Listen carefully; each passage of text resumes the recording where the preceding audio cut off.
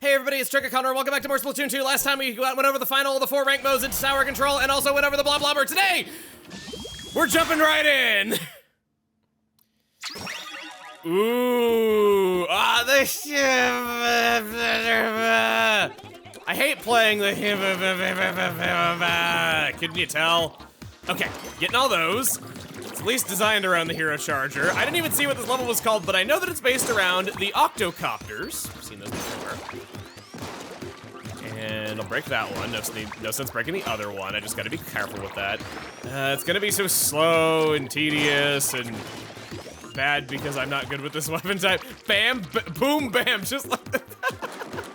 Okay, so that reminds me, one of my favorite instances of terrible voice acting in video games is, this is gonna sound so weird coming out of my mouth though, but NBA 2K15. I love that game's voice acting so much. There's this, the writing is so bad too. It's not just that, it's not just the acting. There's this one line in it, which I guarantee you can find it if you look up a compilation of it, where there's this basketball player that's just going, "Somebody call the National Weather Service. We had an unexpected storm in the building tonight. He was raining down stuff, bam, bam, bam, one after another." And then he just looks at the floor like he's ashamed of the words coming out of his mouth. Just like, I'm ashamed of my death. I can hit that. That reveals eggs. And then, oh, it really does just linearly go up there. What am I doing? What am I doing? Hold charge, swim up into view. That's how you do. Get behind this. Wait for an opening. Oh, they don't see it coming. There we go. Nice. As much as I give the charger crap, and as much as they really aren't the most beloved weapon type in Splatoon 2, I will say that this whole swimming into position thing and holding your charges and being all acrobatic and stuff with it, when people pull it off, it's impressive, and I do genuinely like it. I think it's a clever imagining of snipers that really would not be possible in most other games. They wouldn't really feel at home there. Go up.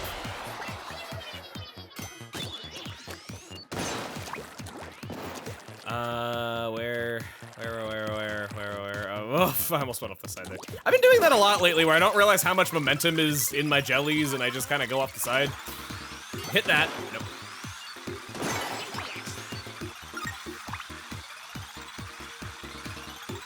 Go. And then I can snipe you before you're a problem. Well, I could do that. It didn't mean that I was going to. And then the box. Nice. Let's go goo. Trying to make sure I'm not forgetting anything here. It feels like this would be where they would hide a secret, but I didn't see anything. I'm gonna take far longer than anyone should. Give me a minute. Ooh, got through the middle of it. There was nothing. We can press on and on and on. Good one. Okay, so it's nice and calm here. The weather is quiet. The weather is calm. Break that one. Oh, hi, friend. I didn't see you there. I'm not at all an excellent sniper. Screw it, I'm just gonna run through. I don't care. See, you can do this when you snipe. I promise. It won't get you killed in a versus match. It's not like these bots aren't as intelligent as anything. You know, no, AI is far more, you know, we gotta be afraid of it and all that stuff. That's why. They're far better snipers than us. You can handle this, you can handle anything. Go. Give me armor. And, oh, down there. Going for it. Sunken scroll. You found it. Dang, that was fresh, kid! It's so much better to just know half of like the current hip lingo with the kids. Then you just sound way funnier than if you were using it properly. I don't know, man. Honestly, like, okay, hear me out. If I used like modern day lingo, like poggers, like if I used it properly and all that, it would sound way more cursed than if I was using it improperly. Don't even tell me it wouldn't. It's like how weird it sounds hearing Stephen George say things about Pokemon that are accurate. Away we go, over the staircase. Hit all of them at once. I see the Sardinium up ahead. I'm gonna pop that preemptively. And then we hop on. And away we go. Got a gauntlet of enemies to charge. Oh, these are Octocopter dicks. Yeah, they the thing that separates them from the female variety is that they have these dodge things on them. They're basically like dualies that fly, which is awful as it sounds. Sorry, it's deluxe Octocopter. I'm so sorry. It's just, like, I don't care about your green balloons that are just meant to distract me. It feels good to pop them, though. Oh, okay, I got it. Hit, ha, ha, ha, ha. Get that. That is far more important than my life. Now I can defend my life.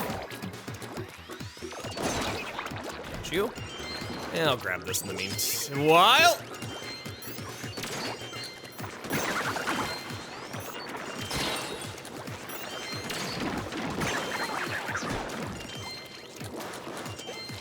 Jeez. Okay, maybe this one.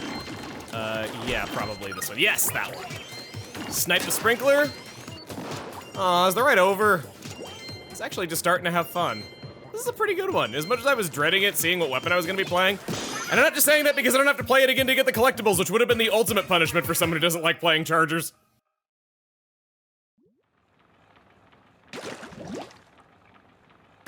Towering Heights Climb and Slide. Pretty good name. Icon also does a good job summing up what the place is. This appears to be a painting from the Middle Ages. It depicts a great migration of salmon said to occur once every 70 years. A lot of Salmon Run related ones. We'll have to go back and play another round of that soon. All right, I'm digging this place. Let it be known, I am a successful sniper. So now we're going to learn about the weapon of the day and head back to Inkopolis Square.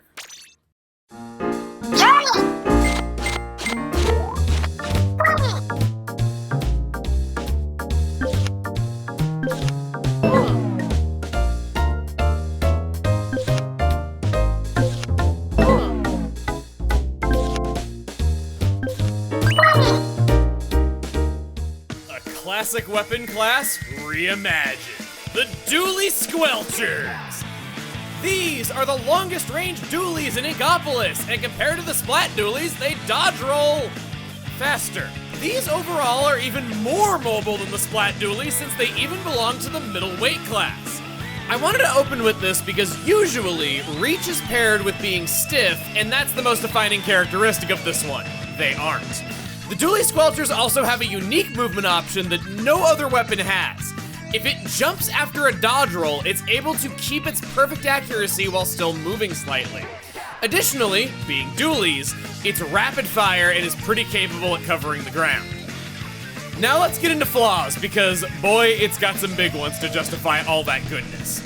It does lower damage than the Splat dualies at 28 per hit.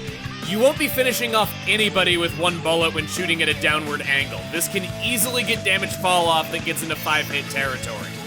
When going from 0 to 100, it comes out slightly slower at minimum time to splat than the Splat dualies do. That is assuming that you manage to land every shot with such a wide reticle. It'll probably miss a time or two unless dodged first. The second big downside is, you guessed it, ink usage. But the big one is 8% from a single roll. It makes rushing down a gamble that requires a lot of ink in the bank. It's not as bad if rolling is used to reposition far away and play defensive, but you probably want to rush down with a weapon that is so long range and mobile at the same time, and it makes reloading and managing ink more important. But that's also kind of a problem. Dodge rolling at all causes a full second of ink recovery lag. Have a plan for your ink. Don't assume you can just rush into anything with such high stats. Speaking of repositioning and being far away, that's what this weapon likes. As long as it's on level ground to prevent the damage fall off, it should suppress things it outreaches and can be aggressive while still being a safe distance away. Due to having to put up with such high shot RNG if it doesn't dodge roll, it's probably not in a good position if it's shooting up close. The standard firing mode is great at turfing, while the dodge mode is what it wants to be fighting with if it can help it. Switch back and forth. This weapon can turf, play aggressive, or go on the defensive thanks to its capabilities being so useful. I consider this one of the most accessible main weapons in the game. Its sub-weapon is Point Sensor. Thankfully, we got a low ink cost here.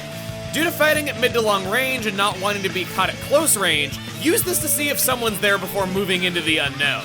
This points out enemies to the rest of the team without needing voice chat. Thanks to this, it's easy to avoid being snuck up on and staying at optimal range. Might as well toss them for cheap if you can see them but not shoot them. Its special is Tentamissiles. The trend is tracking. This weapon finds guys and rushes them down. Tentamissiles can function to clean an objective safely when it isn't easy to get in.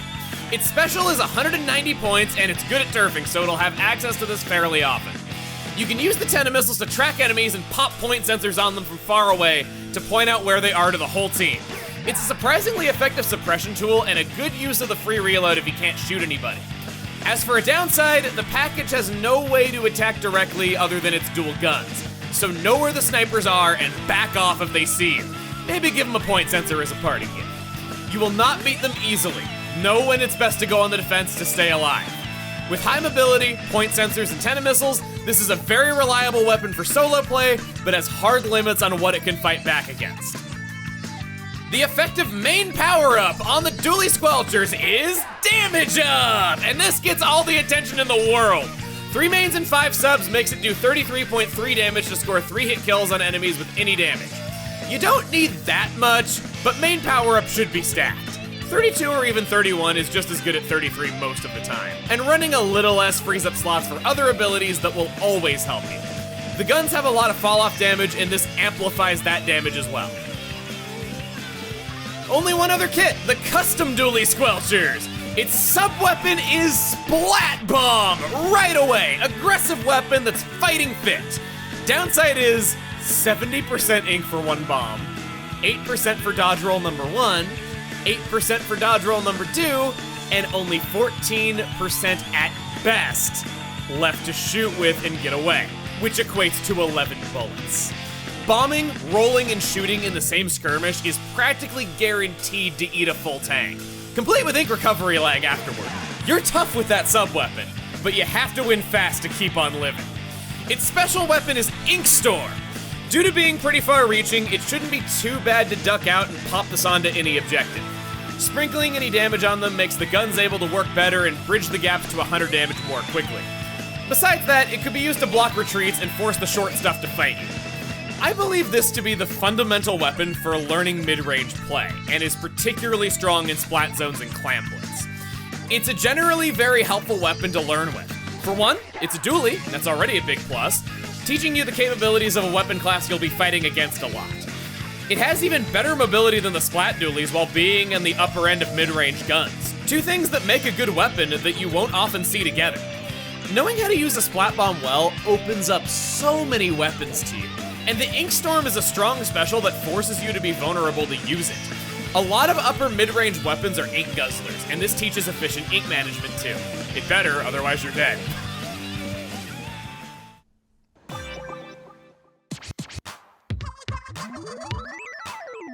We're about to go squelching and dueling. The only question is, where? Clam Blitz Starfish main stage and Clam Blitz Kelp Dome. Beats, of course. Took me a second to catch the pun, but right, she's a DJ, so the beats, yo, and all that stuff that people say. You know, how cool people talk. I chose to find a quiet place from all the action, just ducking around a corner here for a little bit, because, our topic today is kind of a sad one.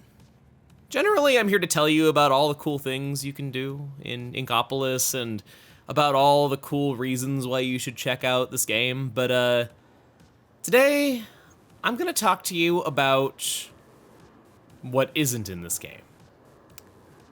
The weapons that never returned. And I thought the Dualie Squelchers was the perfect time to do that, because they are kind of the most egregious example.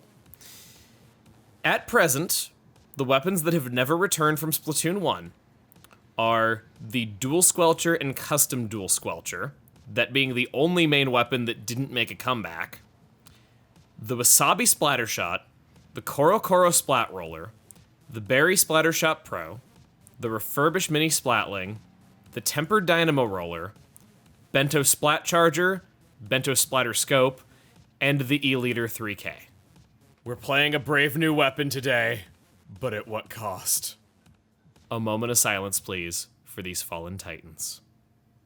So these are two separate guns. They're not the Dual Squelcher, except they kinda are. If I dodge roll and combine them into one reticle, you see that? They are put together just as they were before.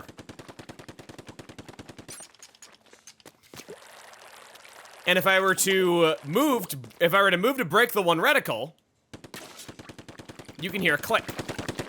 When did they get pulled apart? So the Dual Squelchers were just fine. They just had to find themselves a little bit, and I'm happy that they've identified themselves. I'm the adorable small child who has a dad who has a construction company, who got a job out of nepotism and feels like he's helping with the pair of power drills that he's just gonna hand to his dad when he's under the car. That's me. We're playing Clam Blitz yet again. Oh. We're gonna be dealing with a Bloblobber. I saw a roller in there, a Dynamo Roller, Flash Blaster, and an N-Zap. So I'm gonna have a pretty easy time against two of those, not an easy time against the others. My main job is going to be slaying and rushing down. I'm probably not gonna be too good at getting into the enemy's base compared to our Ink Brush.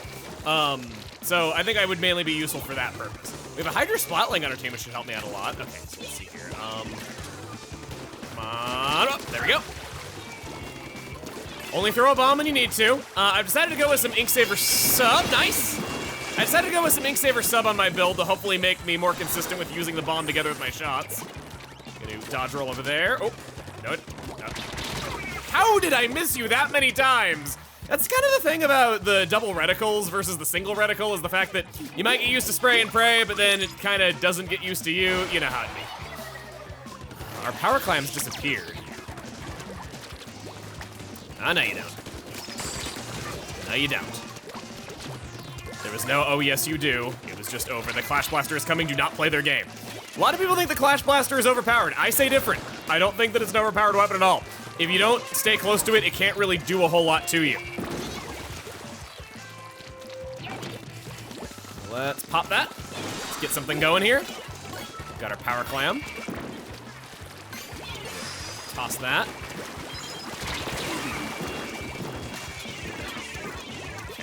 I got the Power Clam now. I didn't mean to actually complete one of those. This N-Zap. This N-Zap. I am ouching right now.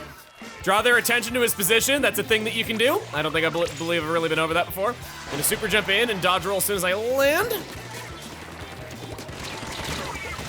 Man, we're both super accurate guns in that situation. He's just better, if I'm being blunt. At least I have quick respawn for whenever this happens. That's another thing that I worked into my build. I got some swim speed up, and I also went with some main power up. All right. Oh, nope. Ink Armor saved my life right there. Against Dynamo Rollers, it can be really rough to deal with. Or rather, if you're a Dynamo Roller, it's hard to deal with, I mean, because your attacks are so infrequent.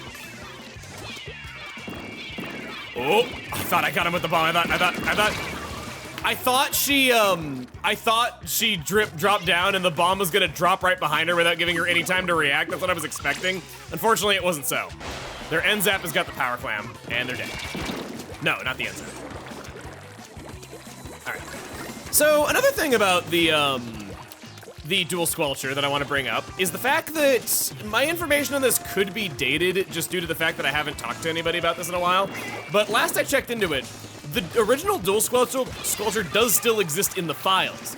The problem is that hackers have kind of struggled to get it functioning in-game because all of the files are identically named to what the Dualie Squelcher would ultimately have, where in the code the Dualie Squelcher is still called the Dual Squelcher. And for that reason, the game keeps defaulting to those files, and people have struggled to get it into a playable state as a result, just because because without modifying the actual game itself, the read-only memory, it could be difficult to make it do that.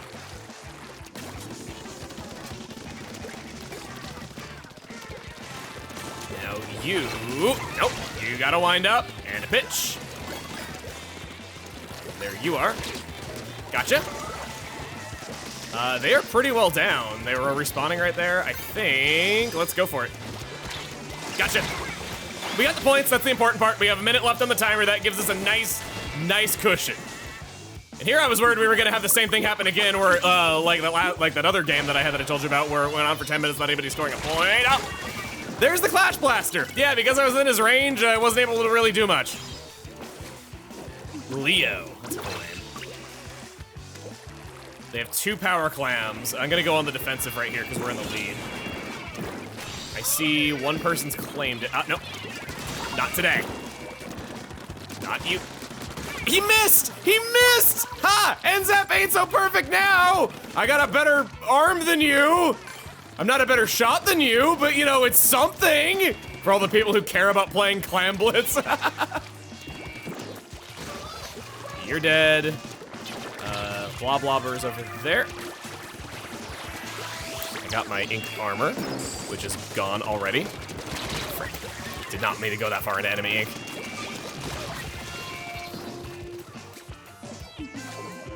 There's 12 seconds left on the clock. They don't have a power clam. I'm gonna play defensive just in case they make one close to our base. That's one of the tricks with power clams, is making them close to the enemy base like so.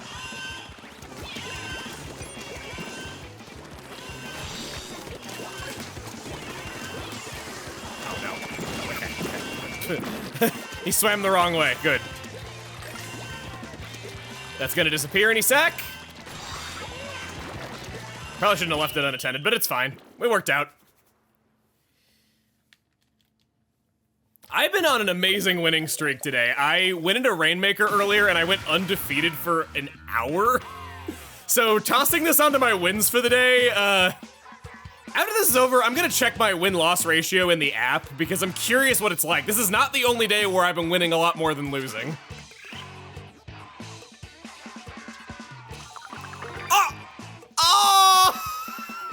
Like I said, I gotta stop winning so much if I want to be 69.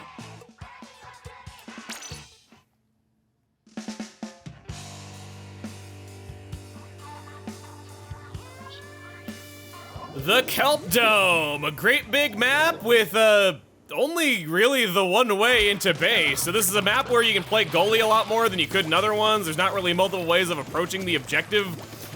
There is a second way, it just requires walking across a long network of grates, so it's not usually recommended. Kind of going into something else about Clam Blitz, since we just saw an overtime. Overtime in Clam Blitz works differently from all other rank modes. It is only 15 seconds long if the team that is behind currently has a power clam somewhere in the map. After those 15 seconds are over, or after that power clam breaks, overtime is finished. It makes things do or die, as it can be difficult to get to the enemy team's base, but you only get just barely enough time to swim straight there.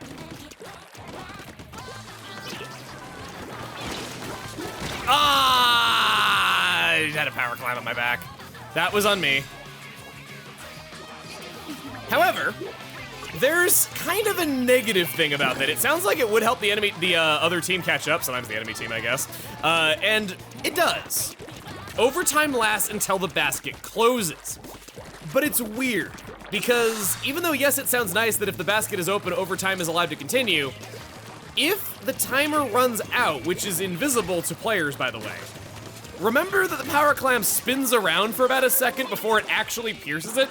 You can make the throw, hit the goal, but because the animation hasn't completed yet, it hasn't actually pierced the goal. Your score after the whistle is blown does not count. So yeah, it's quite mean, it's quite unforgiving. I've heard of this happening to people. It's never happened to me personally, but it can happen. Build up my Ink Storm. Just got it, just a little bit more turf. We can, oh, nope, you don't. Okay, he's going over that way. We're having an Ink Storm duel right now, that's kind of funny. You are shorter range than me. I'm pretty sure I think you're the splatter shot. It was the 96 gal that I killed. You're done. Oh, we left our goal unattended. I was getting so into the enemy base that it wasn't helping. Okay. So when talking about lost weapons, I just want to say, I don't like Kenzo weapons. I think they look boring. They don't fit in with the other weapons. They look too clean. And they block so many weapon designs I like. You saw how cool all those ones looked. I want my Wasabi Splatter Shot back. I want my Berry Splatter Shot Pro back. I want my Bento Charger. Especially because it's called the Kenza Charger, not the Kenza Splat Charger like it's supposed to be. I'm still on that. I want cool and exciting weapon designs, and the Kenza weapons block them from being in the game because they only ever do 3 weapon kits per weapon. It's made even worse because so many Kenza weapons are meta, so you see these clean, boring-looking weapons everywhere. I'll take Sheldon's picks any day of the week, even if not all of them were that strong. I think we're just about good to go in there. Let's drop an Ink Store to make it a little easier. Just kind of push an opening for ourselves. We got an assist right there. Okay, and I've gotten shoved back out of my stuff. Ah! Bagel himself helping me out. They're the only ones who've scored any points so far. I just want to get back in quicker, keep on the pressure. We are so close to scoring points, we need to.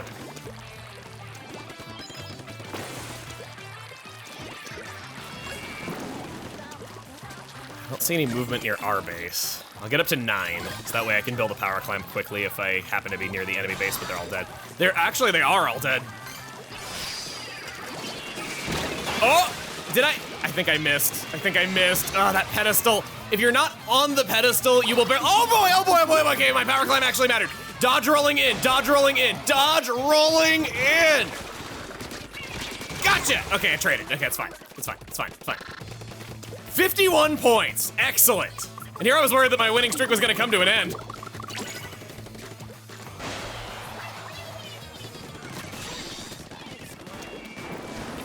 I think I've been playing quite well for my rank. I feel like I don't really belong in the ranks that I am and that I could do better if I could just like keep up my playing. I don't know if I could quite get into X rank though, but I think I could definitely get a few levels of S+ under my belt. Broke the barrier again. Let's slip that. I haven't really been using my bomb all that much. I've just been opting to just shoot people because I'm worried about ink consumption, but I have abilities for that reason. Got him pushed back nicely. I think I'll go over this way, just so that there's someone in our base. Yes, good thing I did.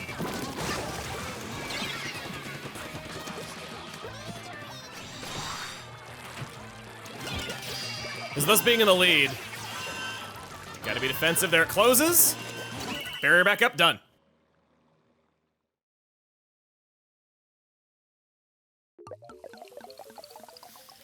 Yet another win for the junk pile. Now, if you'll excuse me, I'm gonna go get my phone and see what my win-loss ratio is. All right, let's see what it is. I am at 30 wins, 20 losses. That's not so bad. I'm pretty happy with that. Yeah, I've had pure victories today.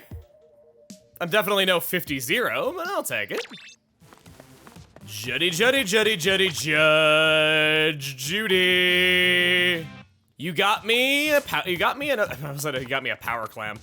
Oh, winning a power clam would be kind of cool. Maybe have furniture in future Splatoon games. Maybe it'll actually give me something to spend my money on.